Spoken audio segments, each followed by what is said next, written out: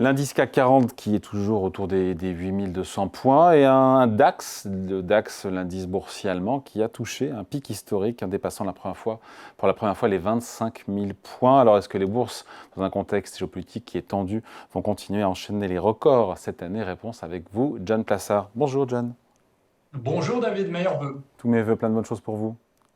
Responsable de la stratégie d'investissement chez Cité Gestion. On en parlait de ce contexte géopolitique qui est incertain ce début d'année avec Nicolas Bavrez juste avant. C'est bizarre que ça ne pèse pas plus sur les bourses, qui pour l'instant se comportent bien en ce début d'année, sur quelques jours.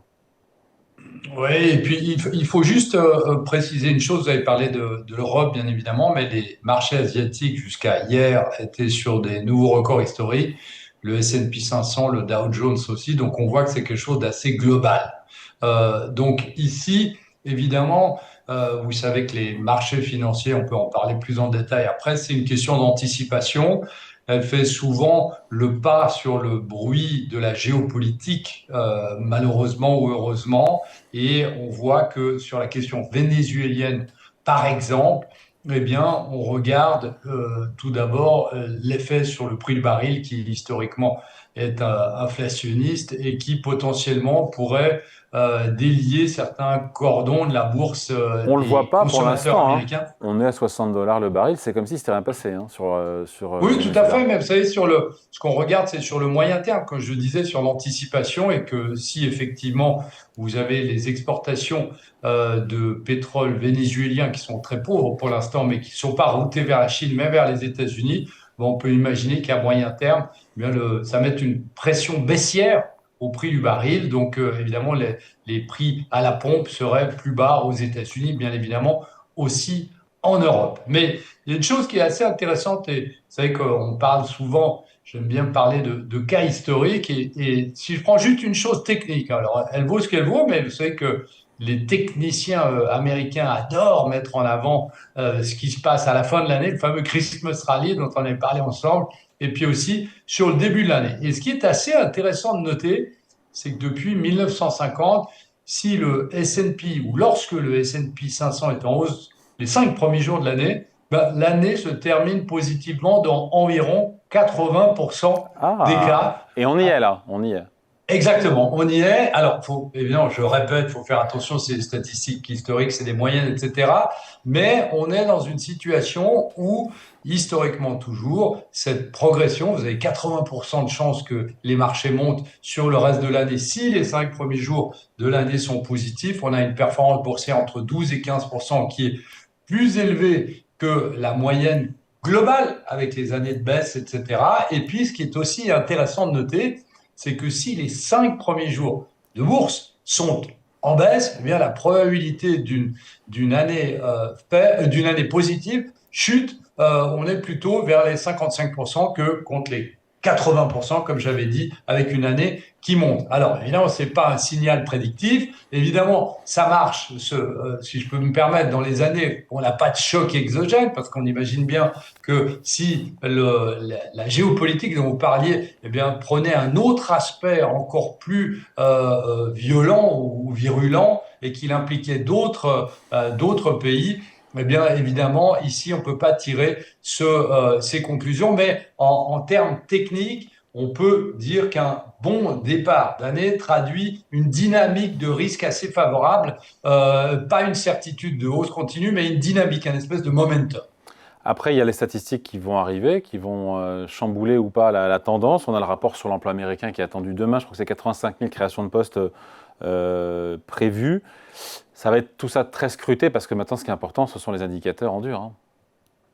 Oui, tout à fait. Et puis, on sait qu'il y a, si vous parlez des États-Unis, de la Fed, par exemple, on sait que la Réserve fédérale américaine ne regarde plus tellement, j'exagère évidemment, mais elle ne regarde plus tellement l'inflation qui a baissé de 3 à 2,7 en novembre, pardon, mais regarde le marché de l'emploi parce que, évidemment, si vous avez un marché de l'emploi qui décélère, eh bien, vous avez moins de consommation domestique qui représente les 73% du PIB américain. Ce qui est intéressant de noter ici, c'est que on est dans une situation où, pour les chiffres par exemple de demain, on attend une décélération du taux de chômage. Le taux de chômage devrait baisser légèrement à la marge, attention, mais on n'est pas dans cette alerte qu'on a. Vous savez qu'aux États-Unis, en tout cas aujourd'hui, on dit que si on dépasse les 5% de taux de chômage, on est plutôt à 4,5 ou à 4,4.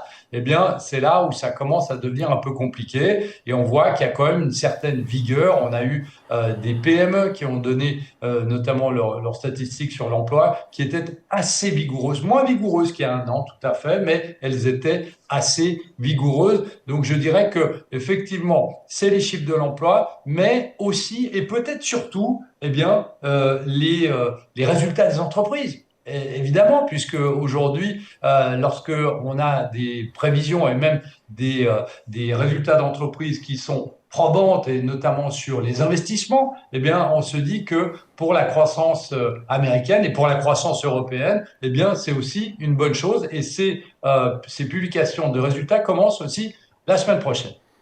Ouais, après, si les chiffres de l'emploi sont bons, et on le souhaite évidemment, ça veut dire que la Fed en fera moins en matière de baisse de taux. Je sais que les investisseurs espèrent au moins 2 baisses de taux d'un quart de point cette année de la part de la Fed. Voilà, ce qu'on gagne d'un côté, on peut le reperdre de l'autre.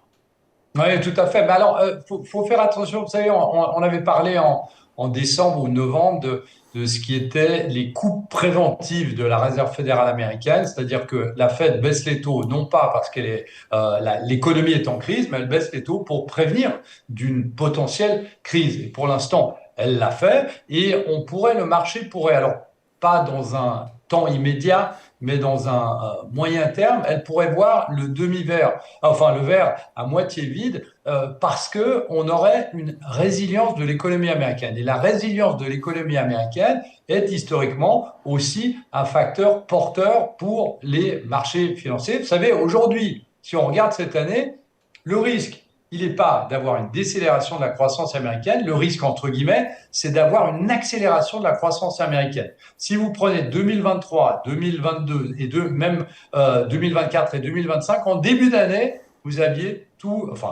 certains économistes qui vous disaient que les États-Unis et l'Europe allaient rentrer en récession. Cette année, on n'y est pas du tout. Donc, je dirais que le risque sur la croissance économique, il est plutôt à la hausse qu'à la baisse. Donc ça plaide, on finit là-dessus, pour avoir des bourses mondiales qui vont continuer sur leur lancée, en tout cas sur le début d'année. Oui, tout à fait, parce que on est dans une situation où, que ce soit la Banque centrale européenne, dont le prochain mouvement, qu'il soit en 2026 ou en 2027, devrait être une hausse des taux, si j'en crois certains membres, Isabelle Schnabel notamment de la Banque centrale européenne. On a, qu'on le veuille ou non, eh bien, une demande très forte pour l'intelligence artificielle. Alors, on a déjà discuté de la question de savoir si on était en bulle ou pas en bulle, mais il y a des investissements qui se font. La productivité, eh bien, progresse notamment aux États-Unis. Et puis aussi, on a de plus en plus de mesures de relance, que ce soit aux États-Unis, on aura très certainement en début d'année une baisse des impôts, en Allemagne, potentiellement en France, et puis on l'a vu au Japon et en Chine, avec un gouvernement qui se focalise sur la croissance domestique, ce qui n'était pas du tout le cas avant, parce qu'il se focalisait sur les exportations. Donc on voit qu'on a pas mal d'éléments qui sont assez intéressants. Et puis je termine là-dessus, David.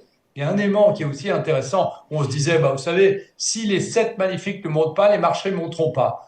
On voit qu'il y a un rééquilibrage, il y a cette fameuse diversification dont on avait parlé l'année passée. Et ce qui est plutôt sain, ce qui est plutôt sain d'ailleurs. Ça.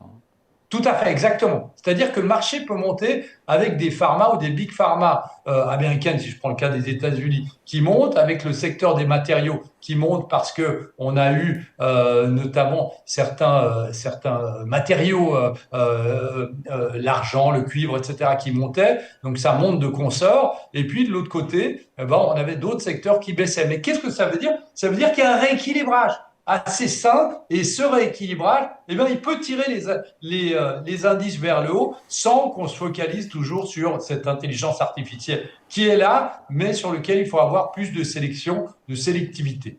Merci beaucoup, c'est très clair. Explication point de vue signé John Plassard pour Cité Gestion en duplex avec nous depuis Genève. Merci John et encore bonne année. Merci David, bonne année.